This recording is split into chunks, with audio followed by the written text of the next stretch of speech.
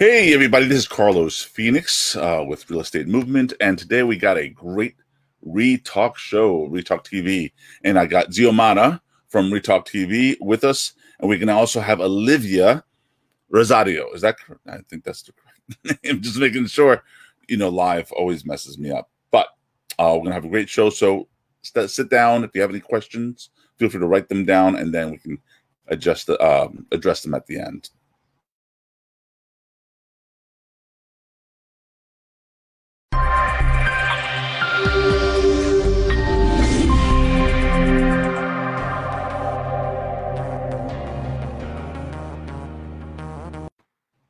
Hey, what's going on, Zia? How are you?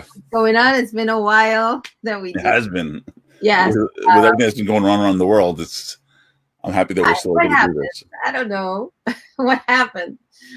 Yeah, it's been a ride. It's been a wild ride. But we're back, and that's a good thing. And we'll bring more information to you guys on real estate and the process of buying a home for you guys that are buying a home for the first time. Mm-hmm. So we have a great guest. Please introduce you. You've been working with her for a little bit. So Rosario, Olivia Rosario, she's an attorney. We could bring her on and ask her questions on the process, on the legal process. And Olivia, I'll let you do a little introduction on. Is she on? Not yet. She's on. Okay, great. I'm here. Yes. So Olivia has been practicing for how many years now? Well, 20. Wow. That's so there's nothing you haven't seen. You've done it all. And Olivia did judicial first when you first started? Yeah, so when I graduated from law school 20 years ago, actually it was my anniversary June 3rd. 20 years ago, I had my graduation and I went to the district attorney's office in Brooklyn. And after that, I went into private practice. And then I realized that my passion was real estate. So I started focusing exclusively on real estate. And I've met a lot of great people, a lot of agents, realtors, mortgage brokers, loan officers. I've met a lot of good people in my journey. My office, we speak Spanish. We're located in Freeport, and we speak Spanish. And thank you for having me. And you do all New York? Correct. Yeah, I'm only licensed in New York. I can waive into a couple of states at this point, but I like New York. I think I'm going to stay here. Okay, great. So basically, we just want to bring a little info. Carlos, anything you want to add to or ask? Sorry, I just had to cough. I don't want to do it on camera, and then everybody panics, like we're leaving the room. Well, you're not contagious online. No, well, I mean, I don't. Fortunately, I've been in this box, beautiful house that I have, for like a few months. So if I'm contagious, it's not for Corona. It'd be something else. Anyway, sorry. I'm a little on my sarcasm day today. It's the cabin fever. so I mean, some things that I would like to address is, this is the aftermath of what we're calling Corona or COVID or all these other names that they have for it, and we're all now have that ability to step out of the house or apartment or whatever you're living in and take a look at the world and say, you know what, this has changed my life. It's changed a lot of lives. Mm-hmm. And now they want to start looking at where they can go, where can they move to. And so I want to just get into those kind of discussions, as well as things related to the title, things, because this affects in two different ways. There's a person that's selling and there's a person that's looking. Mm-hmm. Right. So just want to address some of that stuff. So the one thing that I've seen in the market is that it's more of a buyer's market now. It's turned into more of a buyer's market, where you can negotiate the prices and you'll see a lot more prices dropping as a result. And a lot of people have seen a trend in the last few years, but I think it's going to be heavier now where you see a trend of people moving out of cities like New York, unfortunately. But then you'll get another influx into New York too. So there, it is always kind of fluctuating. But it is a good time to definitely raise your credit score. That's the kind of market that we're dealing with. The lower credit scores, they're not going to get it done for you. They're not going to get you a mortgage. So definitely raise your scores above 660 if possible. They're still doing 620, 640s, but it's, you have to have you have to have a lot of room not a lot of expenses, meaning on your credit, so that your debt to income ratio works out. But if you could raise your credit score, contact a repair company or consulting. They're not allowed to say repair, but consulting, and work on the credit. That would be the first step. And then you go to someone like Olivia, who is there to work for you. And she could best talk about the process once they reach her. And she basically is going to be looking out for your best interest, right? Right. So usually when I get when the clients come to me, they already have a pre-approval from a mortgage company. So I'm not typically involved in the front end of the deal, right? So the realtor has gone out with the client, has shown them properties, they've chosen one. The client has also spoken. They've been pre-approved for mortgage, so they know what they can afford, if they're going to be approved, and then they come to me. My office, we're very hands-on, right? So I am from the Dominican Republic, first generation, and I have a lot of family members, and I empathize with the community, and I know how difficult it is, especially when you're first-time home buyers. So I have a lot of clients that actually call me before they even start the process for guidance, right? Because we have seminars. Well, we used to before the corona, before the social distancing. We used to have seminars at the office once a month, just to make sure that our community can also avail itself of the American dream, right? Because we all should be able to partake in that dream. And if you're working hard, if you know how to save your money, if you know how to report your income, and protect your credit, then home ownership is available to everyone. It is a buyer's market right now. The banks are I'm not a bank expert, but I'm seeing it, the trend. It's a little more difficult to get approved. So I have a lot of clients that really want to buy a house, but they just cannot right now because the credit score is so low. So I will send them. I don't work with anyone in particular, but I will send them to work with someone that can repair their credit and then come back to me. Because I hate when my clients come and they want to buy a house and they see a house and they're in love, and then they go through the process and then they don't get approved. Yeah, I know. Yeah, that's one of the things that I do. I work with a lot of individuals that they need their credit fixed. And I tell them, I go through the credit. I don't really do fixing, but I do work with people that repair or consult on the credit. And, it's a process. It takes anywhere from 3 to 6 months to be able to see the results. And, I tell them, this is what you're going to need. You're going to need to raise this. You need to pay this off. And basically just give them a little consultation on what they need to do and how much they need for down payment. And just bring them to the place where they would qualify. Right. So that they don't go through the process and not qualify, because that's the worst thing, to have to go through the process. And as a loan officer, I know there are people, and I'm really aware there are people that don't really take the time to do that.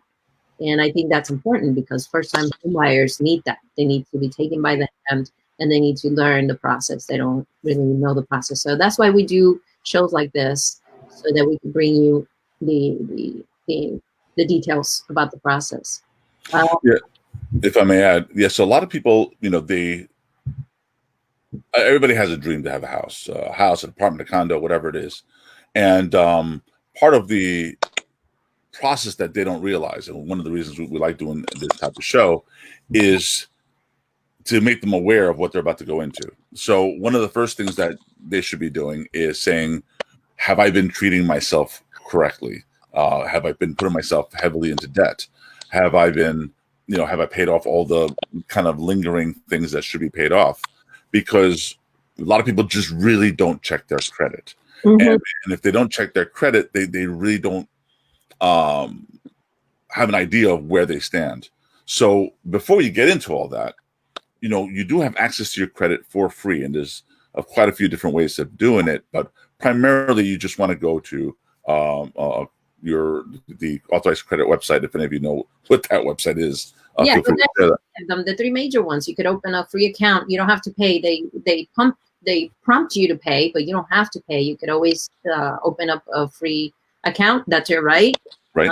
So you could go straight to Experian, TransUnion, and Equifax, and have the three different accounts and check your scores on the three different ones. Or you could go to like Credit Karma has one. There's so many different ones that are free out there. Your credit card companies, they give you your credit. I was just gonna say something about the credit cards. It's always higher.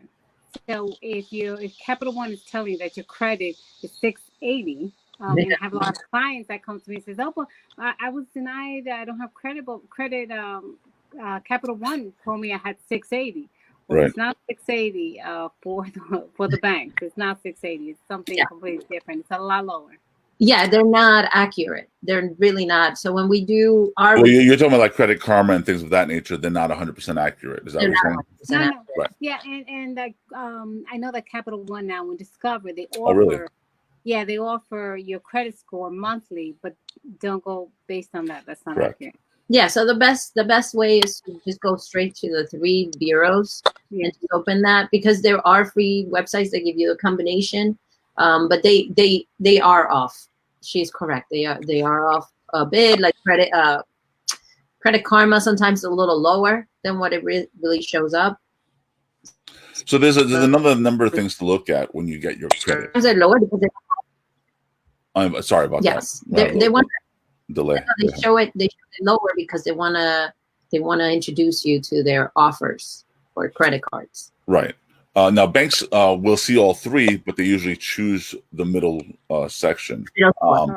But the other thing that you should be aware of is there may be times when someone might have stolen your credit, opened up other cards, used your name for the loans, and you're not even aware of that. So it really is an important part of the process to know before because if we're looking at it and you don't even know what's going on with your own life, you want to be able to feel more confident as to where you stand when you're talking to the bank or your real estate person.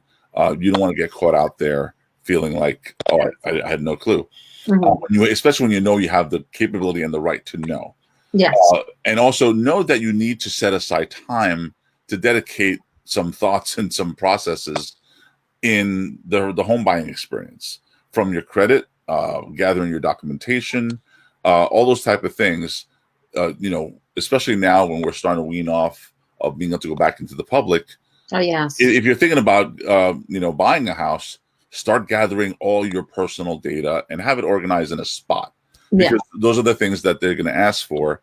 And if you're like, oh, now I got to start all over again. No, you had the time. Now we've had the time. Let's get that organized. Yes. So that you can take that next step. And one of the things that we require more is we have to they verify that employment, not just once, but they verify it 2 or 3 times just to make sure, because of the uncertainty and the high risk that we're facing now. The banks definitely ask you for pay stubs. So while you're going through the process, make sure you keep your pay stubs set, and they're easily accessible so you can send them when they ask you, because they're asking for more than once. They're asking for once at the beginning, in the middle, and then in the end. They just want to make sure that you are employed and that it remains that way. Because it's a high risk, especially with the FHA programs where you're only putting 3.5 down. That's a higher risk on the bank. Like I tell my clients, when you get a paycheck, scan it. Even after we sign contract and they think that they're ready because they've been pre-approved, they said no. What you're going to do is every time you get paid, you scan it. and you keep it in a folder. And every time your loan officer calls you and asks you for a pay stub, just send it. It's like, don't argue. You already have it. Why do I got to send it again? Just send it, because we have 45 days from the day of contract, typically, to get your mortgage commitment. And again, I'm not the banker, but I'm very hands-on in the office, and I will help my clients along the way, every step of the way. So if your loan officer is not calling you back, or if the loan officer is explaining something to you in a language that you don't understand, financial language, then call me and I'll be more than happy to help you. I can't give you bank advice, but I can kind of guide you as to how to move along as quickly as possible, because legally we have 45 days to get a commitment. And now with the COVID, it's taking a lot longer because a lot of people have been furloughed or laid off. And instead of giving them like a denial, they'll just wait. Sellers are waiting till they go back to work, till the buyers go back to work, because they know that in this market, it's going to be difficult to sell that house. And if you're already in contract, you kind of want to stay in contract. So they'll give us the additional time so that the client can go back to work and keep submitting pay stubs. Because then once they get back to work, then we can continue. The loan process can continue. We continue with the sale or the purchase. Mm-hmm. And another thing, this is outside of the topic for first-time home buyers, but anyone that's looking to refinance, do not go on that forbearance program, because if you do, then you're not eligible to refinance. I just have to stress that. So that's one of the big changes that's going on at this time. Once you go on the forbearance, they're telling you you're not saving anything. You still have to make the payments. But it puts you on a sort of like you get blacklisted.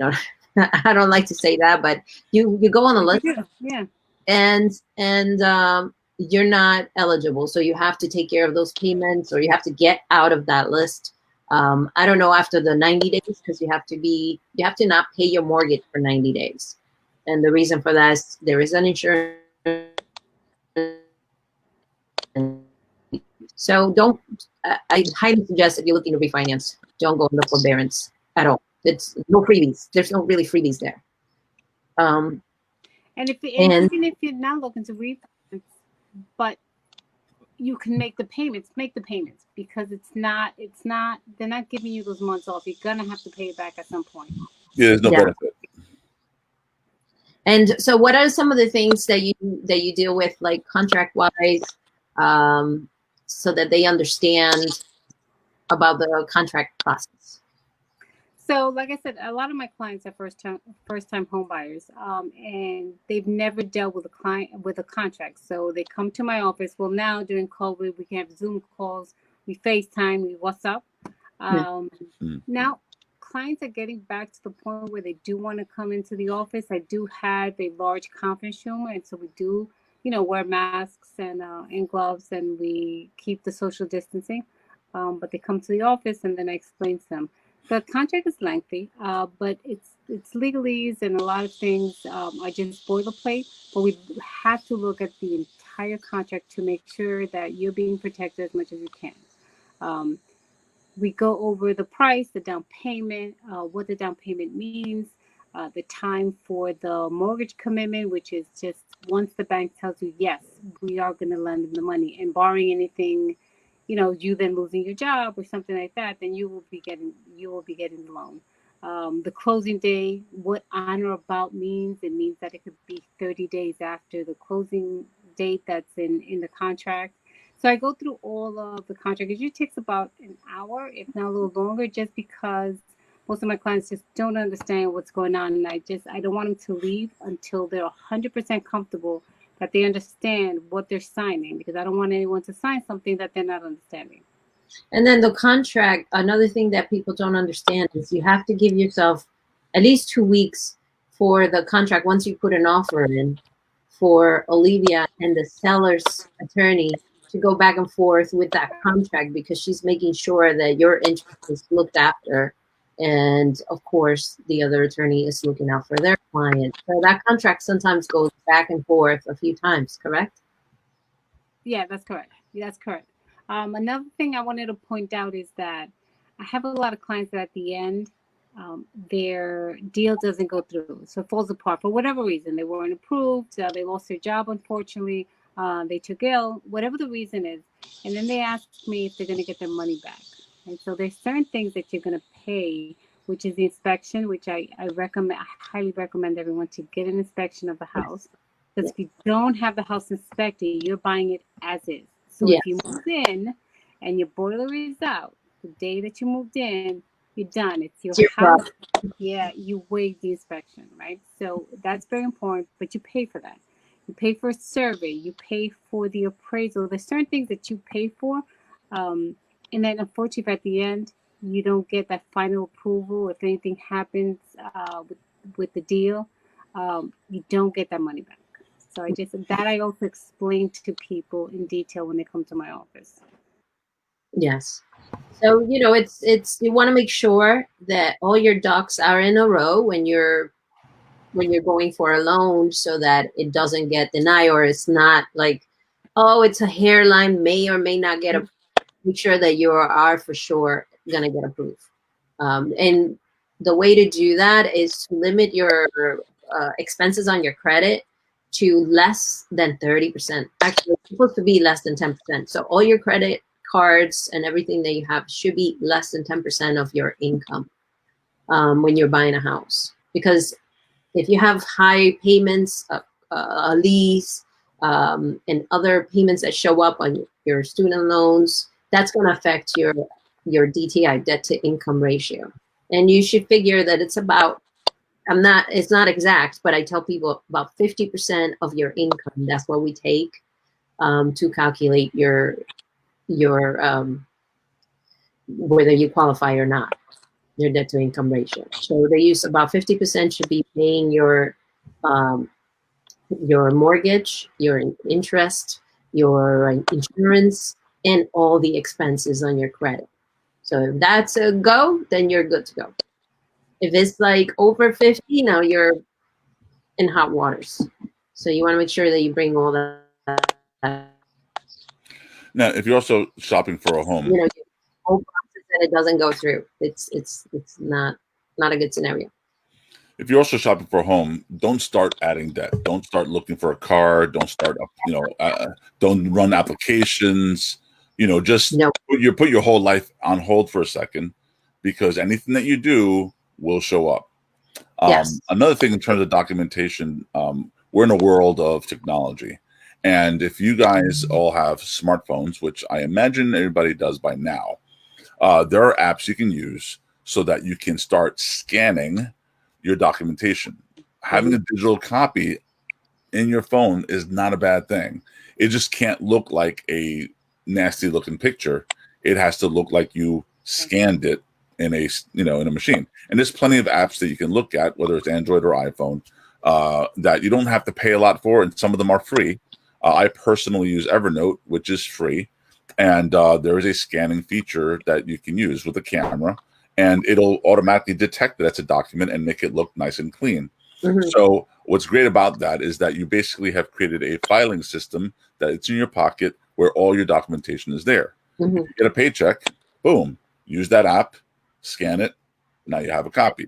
Exactly. Some people will get digital copies of their pay stub. So if that's your situation, download it and put it in the same app that you're using to scan.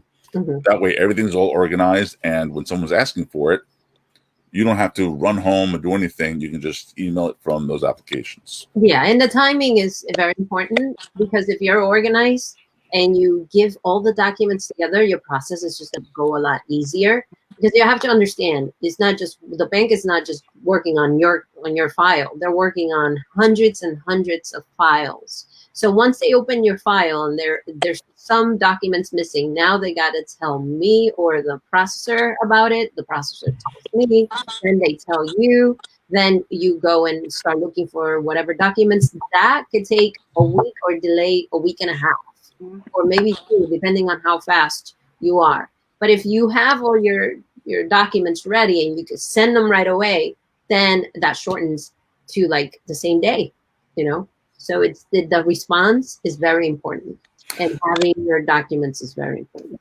Well, speaking on responses, so once you know that certain movement is happening, stay on top of the loan, the mortgage bank, and stay on top of your real estate person. Make sure that don't wait for them to call, because that might be aggressive and on top of you, but sometimes that may not happen. And if that doesn't happen, you don't know what's the process of the loan, and you're going to assume that everything's moving, but you might have missed a document, you might have missed something, and next thing you know, instead of the loan taking 4 weeks to complete, now you're waiting 2 or 3 months, and you're like, well, that's weird, and that's not a good thing. You want, the more you participate in your home buying and your loan process, the faster everything will happen. Yeah, and the more you learn and educate yourself about the process, the better it's going to be for you to react. And so now once everything is done and approved by the bank, the closings, how are they being done now? So the closings, with social distancing and wearing masks, we are doing closings personal, live, but with limited people attending. So if I'm representing the seller, I will predate my documents and send them in. And we don't show up, the seller doesn't show up.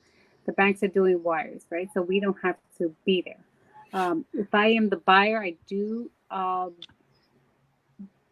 to be there. My clients have to be there because there's a lot of bank documents I need to get signed. Usually the bank attorney, if the bank attorney doesn't show up, they'll just email it to me. I'll scan it. I'll have my client sign it. I'll review it. The title closer, because there'll be a title closer there. They're always there. They're the ones that are ensuring that the process was done correctly, that all the searches were done correctly.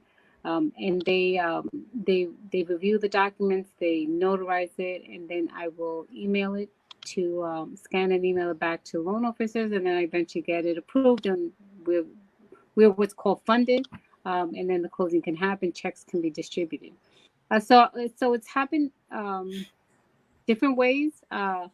Actually, last week I had a couple where we were all there. But my office is a large office. I have 2 conference rooms, and we do just separate. It's taking a little longer because now we have to go from one conference room to the other for the documents. But everything is still happening. So the world is still moving, even though Corona kind of stopped us. Yeah. And then the market is really doing well, especially in the interest rate world. So it's great timing for people to get into loans now. Yes. If you have the good credit, if you have the right credit, it's an excellent time. We have a lot of people now that want to move out of the city for obvious reasons. They don't want to be crowded. They want to have a backyard where their kids can just go out and run to the backyard and play there. People want to get pools. Now you can't find a pool at Walmart or Target. Ride a bike. You can't find a bike anywhere now. It's sold out, so people want to do more outdoor activities. So a lot of people from the city, we're finding that they want to move now, to the suburbs. Yeah, that's true. There's a flux there, and they're looking into neighboring areas of Long Island and Pennsylvania, New Jersey, within 3 hours, 2 to 3 hours of commuting, because they still want to be close enough to the city to come back and forth, but they want to be far enough to have land. But so yeah, that's definitely a good point. Now, another thing, if everything goes well, you don't need to touch the contract. The contract from the beginning to the end stays the same. But if, let's say, the price of the house came lower at the time of appraisal, what are some of the things that I know they have to do a rider, but a lot of people don't understand what that is. Can you kind of go over that? Right. So in the contracts, I just make sure that it states, and most of them state, that if the house is not appraised for the sale price, then we'll negotiate. And so I get the appraisal report. I send it over to the sales attorney if I'm representing the buyer, and then I'll ask Mr. Seller, your house didn't appraise at 480, it only appraised at 470. What are you willing to do? Right. So then it's the seller's prerogative to either reduce his asking price to match the appraised value, or just say, no, I don't want to reduce it and return your down payment. Right. Because at that point, then we break the contract. So the contract is canceled because the seller doesn't want to reduce his asking price, and he has a right, to say yes or no. But I've had instances where my clients love the house so much that they will come out of pocket for the difference. So if I go to the seller and say, will you reduce your asking price? And he says no, I tell my clients that they said no. They like the house so much that they said, it's okay, Olivia, I'm just going to come up with an extra $10,000. I've had instances where the seller will go down half and my client will go up half. So it all just depends. Most people don't want to buy something that's, appraised lower, and they will just walk away. Yeah, you don't want to, especially in this market. Try to, if the house doesn't come in at the appraised value or the value that you thought it was, and it appraises for less, you want to try to negotiate, because you don't want to buy something that's over the market and then the market's kind of regulating. I don't think it's gonna like drop like it did in 2008, but it's definitely gonna regulate a bit. And I think we got to be strong and maintain this economy strong, even though we're facing all these stuff. Let's not let it fall back, because that would not be good for us. But I don't see that like it's gonna be a big dip in the market. If anything, it's just people just switching to different areas or dispersing out a little bit more. But that's good. It's always good to open your markets too. Well, that's another interesting thing. So what kind of an effect do you think things like COVID, or the coronavirus, as we call it, may do in what types of properties you might be interested in? For example, New York City got deeply affected because everybody's kind of on top of each other. So it's hard to escape. Do you think that might change the mindset of the person when they're like, you know what, I got to get out of this cluster and go more into an open space, a condo, or a house, things of that nature, single family, multifamily? Well, I think single families are definitely going to be, because they want the area. Multifamilies, if you're looking for an investment, it is a great time to invest. The rents are just ridiculous, so it's a good time to buy as well.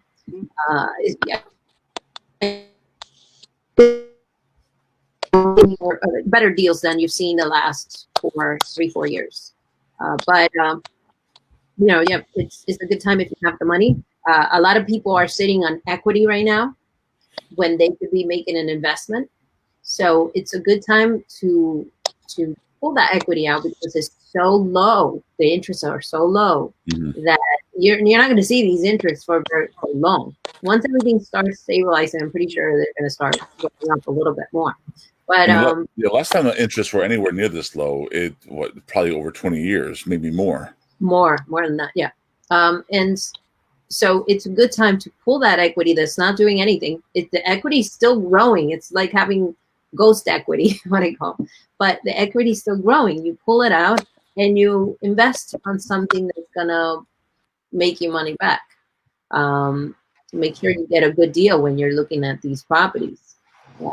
But you're not gonna find, you're not gonna get loans for these rates for very long. So take advantage of it.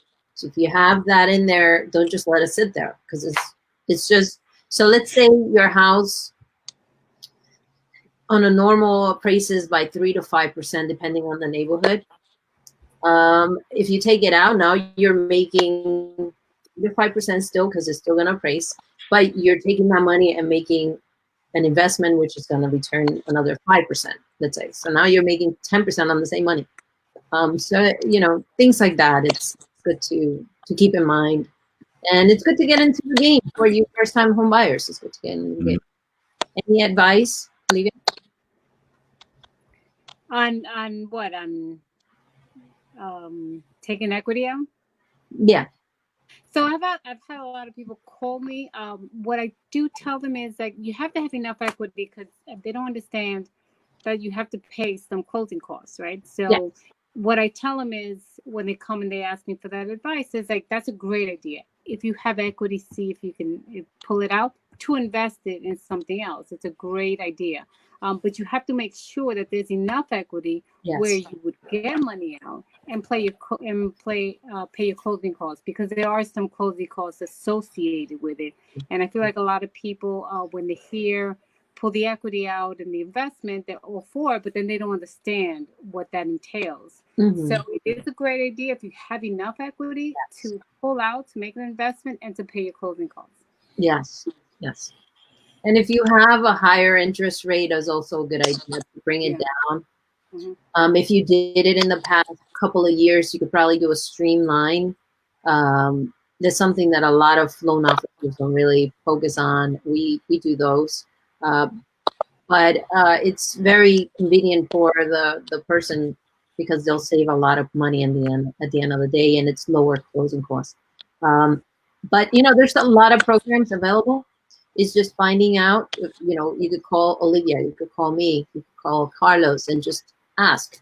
If I don't know, I'll get the answer because I'm in the business. If Carlos doesn't know, he'll get the answer. Olivia's seen in 20 years, she's seen it all, so she probably knows very well. She'll probably be able to ask any questions that you may have. And also Latinos, so part of what's great about what we're as a team, let's say a team here. Todos hablamos español. Todos hablamos español. Now, there's a couple of comments that I want to put from our audience. I'm going to put on screen if you don't mind.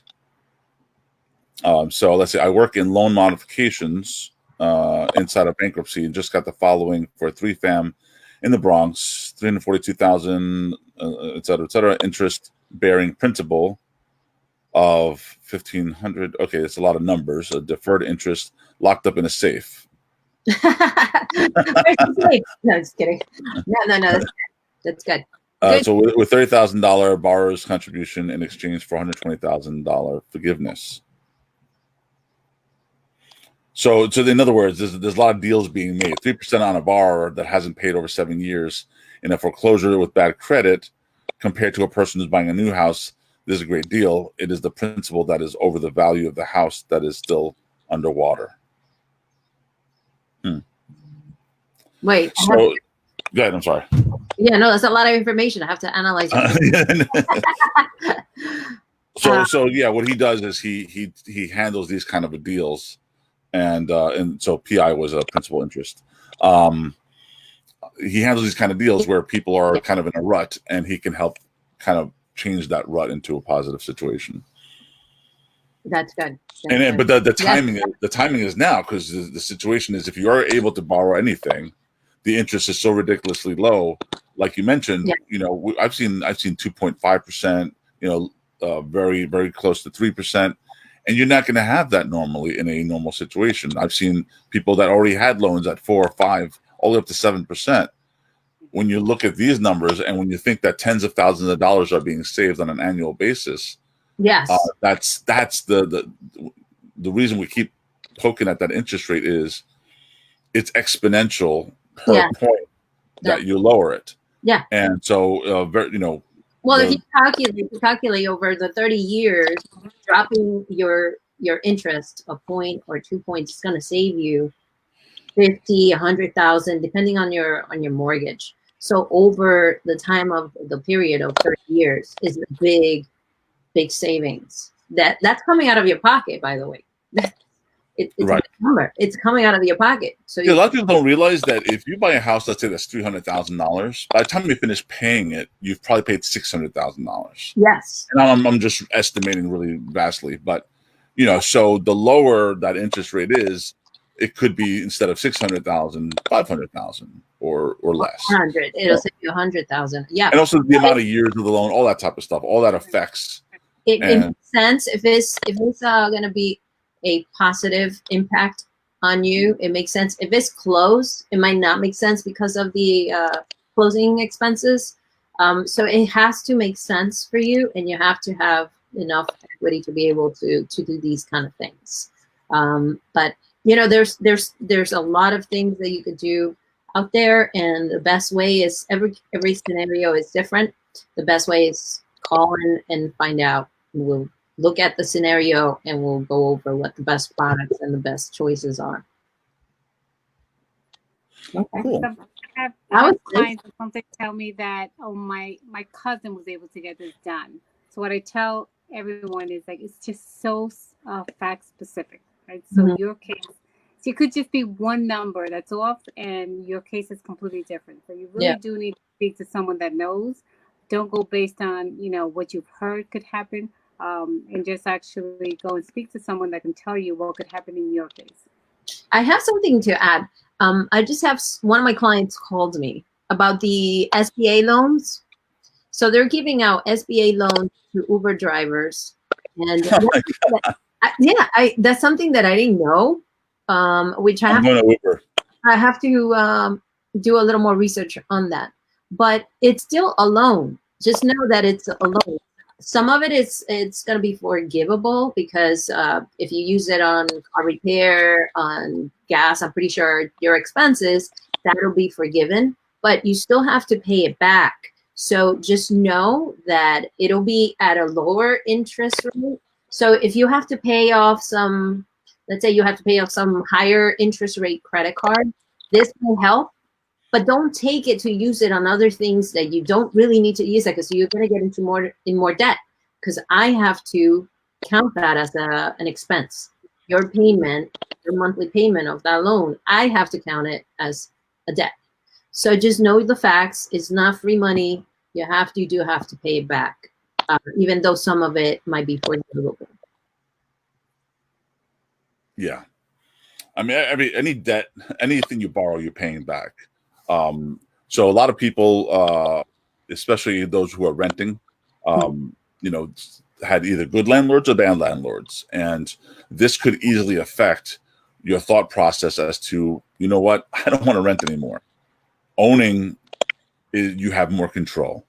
And so, so I expect and anticipate a lot of people right now, just out of the fear of what they just went through, of not knowing what I can do with my landlord, compared to a bank that has to follow the rules, right? If the law says you have to allow people to not pay for a few months so they can recover, it's a lot easier dealing with the bank, although I'm sure the bank's got millions of phone calls and all that type of stuff, and you have to wait, you get worried. A lot easier than your landlord, who can be either a butthead or not.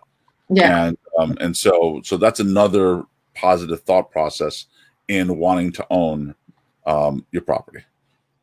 And let me just add something to that, because have more benefits. A lot of renters don't clearly understand. So they're not collecting the rent now, but it's owed, right? So if your landlord is nice enough that he's going to forgive it, right, then you're not going to owe it. But what people are not understanding fully is that rent, especially with the business, if you have like a commercial space, that rent is owed. You owe that rent. It's just they're going to work with you now to see how you can pay it during the duration of your lease. But that rent is owed. It's not being forgiven by the landlord, because the landlord has to continue paying his mortgage. So if you are renting an apartment from someone and you feel that now you don't have to pay your rent, well, you do have to pay your rent. And if you can, I urge you to pay your rent. If you're undergoing some extreme circumstance where you lost your job, due to the COVID, then speak to the landlord and see what can be done. But that rent is owed. There aren't any evictions until the end of August, because all courts are closed, and that's been stated, and it may be stayed for longer than that. But just know that you owe this rent. Nothing is free. Nothing is free. Right. Yeah, but don't. If it sounds too good to be true, it might just be too good to be true. We just have to be responsible and educate. You have the responsibility of educating yourself so that you don't fall short at the end of the day. So you don't get the short end of the stick. You have to educate. You have to know what your rights are. You have to know what's out there available for you. Unfortunately, that means that you have to know a little bit about everything. A little bit about real estate, investment, finances. Everything that you learn will certainly help you. Real estate is something that we all have to go through. We all want to buy a house. We all have to work with our finances. We all should be on top of our credit, and we all should know, don't chew more than what you can swallow. So that's a number one thing. I'm big on education. I think the expression is don't bite more than you can chew. Oh, I switched it. I made my own, but because you can't swallow, you just choke. yeah, exactly. It makes sense either way. But I'm big on education. We're gonna be putting some seminars together to teach the young generation as well, because they're coming from school. That these are not things they teach you in school, unfortunately. Right. These are things you have to learn, and nobody teaches you how to put your money away, how to save, what you should save. At least 10% of your income. You should be putting that away, not thinking about it. That's not money that you have freely to spend. You should be putting that away right away. You shouldn't be in debt for more, unless you're taking risks that are going to bring you more money. You should be going into debt for more than 30% or 50%. Isn't that wild that there is no education system to teach you how to survive in the real world? Yes, exactly. Well, because it's a whole systematic thing, but we need to educate ourselves, and I'm big on that. So we are going to be putting more of these Zooms together, or more of these live shows. How dare you? Did you just say Zoom? Zoom? Oh, God. But I am going to be doing some Zoom networking events for first-time home buyers. And we're going to be bringing more of these shows for you guys. And, again, it's all to help you guys understand the process. Well, I want to welcome one of our audience members, Javier, who's a real estate agent from Philly. Welcome, and also a Spanish speaker. So fantastic. Yeah. Now, so keep.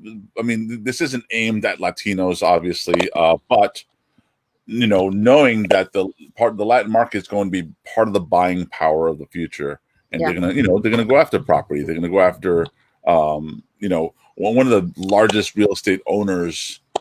In terms of nationalities right now is Asia and China and stuff like that. They know that property is everything. And so part of your best investments is going to be your home purchases. First, the one that you're going to live in, but also any additional purchases after that as investments. And so Junior says, I'd be glad to join. I do exiting loan that are in trouble. Well, that'd be a great conversation at some point, Junior, and I'll make arrangements to talk to you about that. So, exiting loans, okay, existing loans, yeah, okay, existing loans that are in trouble. There we go. That's that's definitely a good topic. We'd definitely love to have you on the next one. Contact us. Let us know when you're available. We'll definitely do one with you. Well, I've known Junior for about 30 years, possibly. Oh, great. Yeah. So we'll definitely, if you want to do the next one, we'll do the next one with Junior. And I just don't want to do this one too long because it's already going to be an hour. Yeah. So, let's keep it. It's already long, but let's right. anything. As long as it's informative and it gives people some guidance, I mean, that's really the key. And eventually we want to be able to offer tips and stuff like that, kind of like the little tips we dropped today. To really organize the brain, to really weaponize the purchasing of a home, but also weaponize.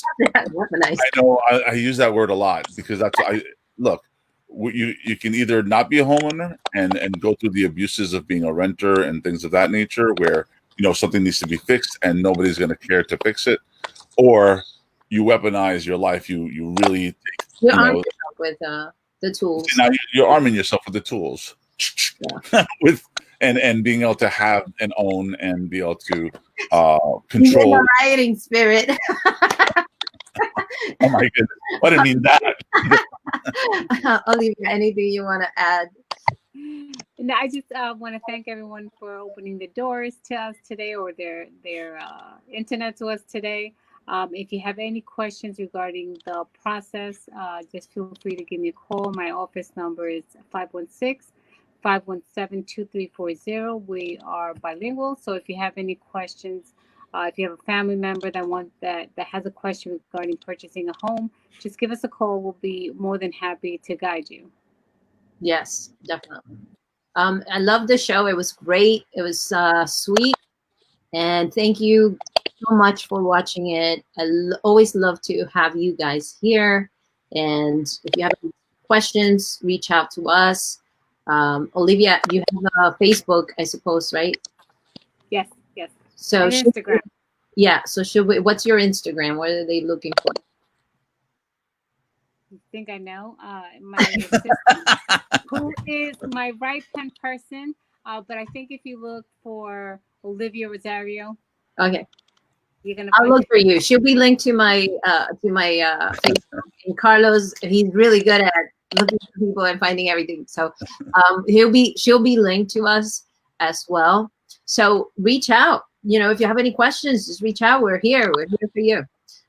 Yeah, and so Zero is, what's your social that people can follow you? Mine is your mortgage gal, your USA mortgage gal, rather. So we loans all over the USA. And so just so that everybody knows, so Zio does RETalk TV. I do Real Estate Movement. And so for these live shows, we work together and put these shows together. We're both working in the loan world. So we kind of have guests such as Olivia to join us and just get different perspectives, different opinions, different ways of looking at things, strategies, and so on, so that you guys are very well informed, especially now with ever-changing times. So that's what we're doing, and we're hoping that it's a benefit to the community.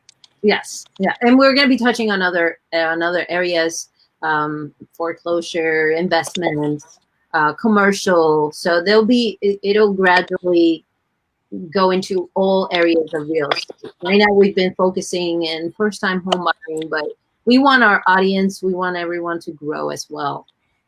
So that's the plan. Okay, well, thank you so much. Good. Love you. Thank you. Stay beautiful.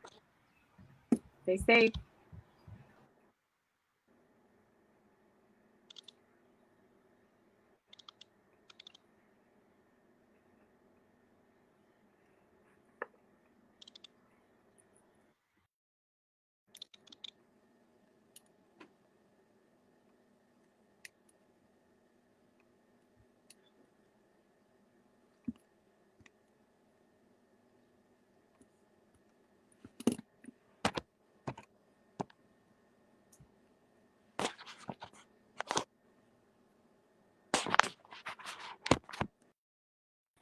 All right, guys, thank you so much.